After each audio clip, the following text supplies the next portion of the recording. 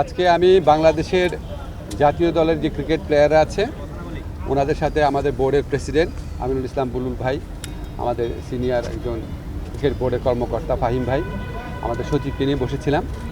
আমি ব্যক্তিগতভাবে ক্রিকেটের অনেক বড় একজন ভক্ত।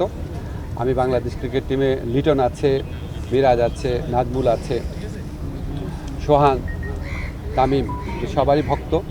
তো স্বভাবতই আমরা সবাই চেয়েছি আমরা যেন বিশ্বকাপ ক্রিকেট খেলতে পারি, আমরা যেন টি-20 বিশ্বকাপ খেলতে পারি, কারণ আমাদের ক্রিকেটাররা এটা কষ্ট করে অ্যাচিভ করেছে।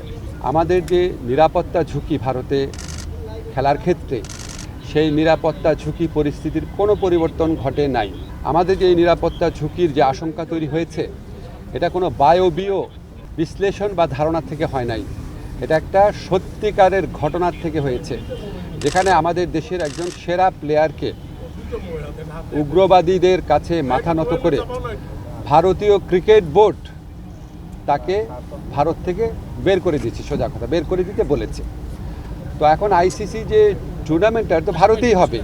আইসিসি আমাদেরকে যতই বলুক নিরাপত্তা আশঙ্কা নেই, আইসিসি নামে তো আলাদা কোনো দেশ নাই।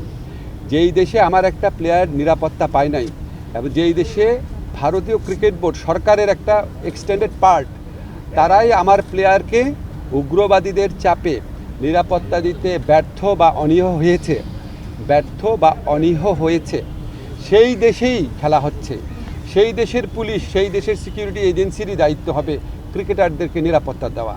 তো আমরা তাহলে ওই ঘটনার পরে কি এমন চেঞ্জ হয়েছে ভারতের, যে আমরা ভাবতে পারবো যে ভারতে আবার কোনো উগ্রবাদী আস্ফালন হবে না, এবং ভারত আমাদেরকে মুস্তাফিজকে নিরাপত্তা দিতে পারে নাই। তো কি হয়েছে, আমাদের ক্রিকেটারদের, আমাদের সাংবাদিকদের, আমাদের দর্শকদের সবাইকে নিরাপত্তা দিতে পারবে? এটা আমরা কিসের থেকে কনভিন্সড হব? আমাদেরকে এই বিষয়ে কনভিন্স করার জন্য আইসিসি কোনো চেষ্টা করে নাই। আইসিসি আসল যে ইনসিডেন্ট সেটাকে বাদ দিয়ে তার স্ট্যান্ডার্ড যে সিকিউরিটি প্রসিডিউর সেগুলো নিয়ে আলোচনা করেছে। যেখান থেকে গ্রিভান্সটা, সেই ঘটনা নিয়ে আইসিসি কোনো স্ট্যান্ড নেয় নাই ঠিক মতো। এমনকি ভারত সরকারের পক্ষ থেকে যে আমাদের কনভিন্স করানোর চেষ্টা করা যে যেই ঘটনাটা ঘটেছে মুস্তাফিজের ক্ষেত্রে এটা একটা আইসোলেটেড ঘটনা, বা আমরা এটার জন্য সরি, আমরা এই ব্যবস্থা নিচ্ছি, তোমাদের দর্শক, তোমাদের সাংবাদিক, তোমাদের খেলোয়াড়দের জন্য কোনো রকম যোগাযোগের চেষ্টা করে নাই, কোনো রকম কনভিন্স করার চেষ্টা করে নাই। ফলে আমাদের ডিসিশন পরিবর্তন হওয়ার কোনো রকম স্কোপ নাই।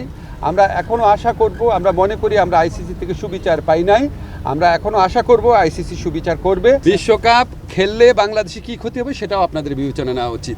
মাথা নত করে নিজের দেশের মানুষকে সিকিউরিটি রিস্কের মধ্যে ফেলে, এই আঞ্চলিক রাজনৈতিক পরিস্থিতি বিবেচনা না করে একটা জেনুইন রিস্কের মধ্যে নিজের দেশের শুধু খেলোয়াড় না, দর্শক এবং সাংবাদিকদেরকে ঠেলে দিলে কি ক্ষতি হতে পারে সেটাও আপনাদের সবার বিবেচনা নেওয়া উচিত।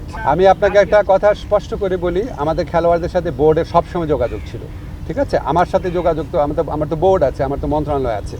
আর আপনাদেরকে আমি স্পষ্টভাবে জানিয়ে দেই, এই যে সিকিউরিটি রিস্কের কথা বিবেচনা করে ভারতে বিশ্বকাপ না খেলা, এটা আমাদের সরকারের সিদ্ধান্ত।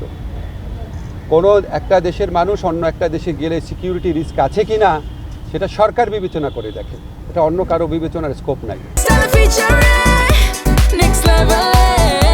Well done, side by side, free.